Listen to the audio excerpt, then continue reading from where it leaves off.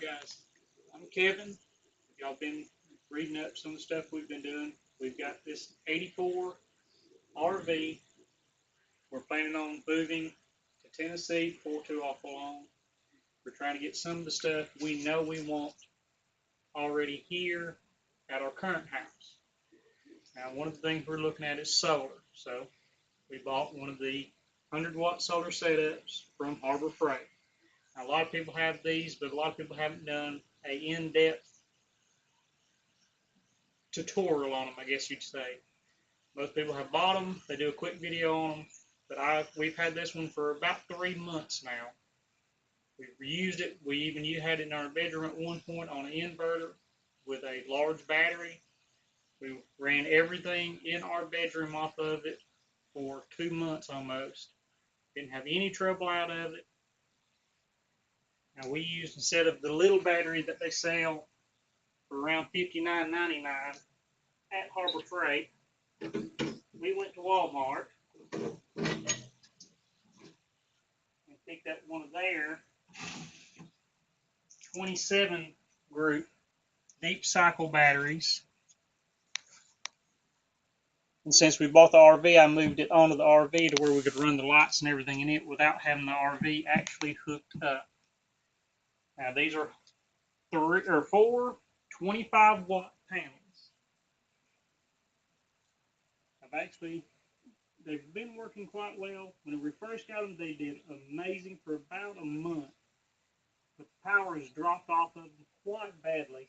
But I noticed the other day we've actually got 2 short circuit spots. One here, and then one around here somewhere. I can't remember. Right there it is. But with these, you can buy a 2-year replacement plan. And we went ahead and did that because I'm destructive and I break stuff. That's just me. But the replacement plan on it was, I think, $29, and they don't care if you've thrown it, dropped it, kicked it, whatever. It's fully replaced. As long as you can bring it in and show them, hey, this is a Harbor Freight panel, you're good. I've actually got it right now hooked to this little lawnmower, charging the battery on it. It comes with the 4 panels and then almost 20 feet worth of wiring. It's relatively thin, so it's not going to hold up to a whole lot of abuse. And as you can see right now, I've been on this battery for about an hour. It was only at 12.4 volts. We're up to 14.3. Hey. And it's charging. The thing I don't like about this is just a standard battery charger. It will actually decrease the voltage to the battery. I'm looking at getting an MPPT controller for it, because I think that's one of the bad things with these panels is the most amperage I've actually gotten out of this is only about 6 amps. Now, a 100-watt solar setup, I was hoping to get closer to 10 out of it, but it produces plenty of voltage, just not very much amperage. And at night, it's supposed to prevent backflow from the battery going to the panels, because the panels will actually draw voltage instead of producing it at night. So you can drain a battery like that. I don't believe this panel or this charge controller is doing that.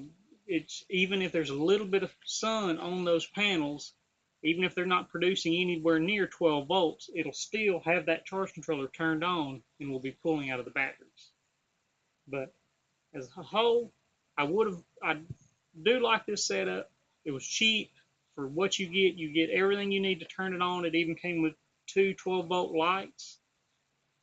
It produces good power for the size it is. I don't like how big the panels are compared to most of them. You know, you can get a 300-watt panel that's smaller than the 4 we've got.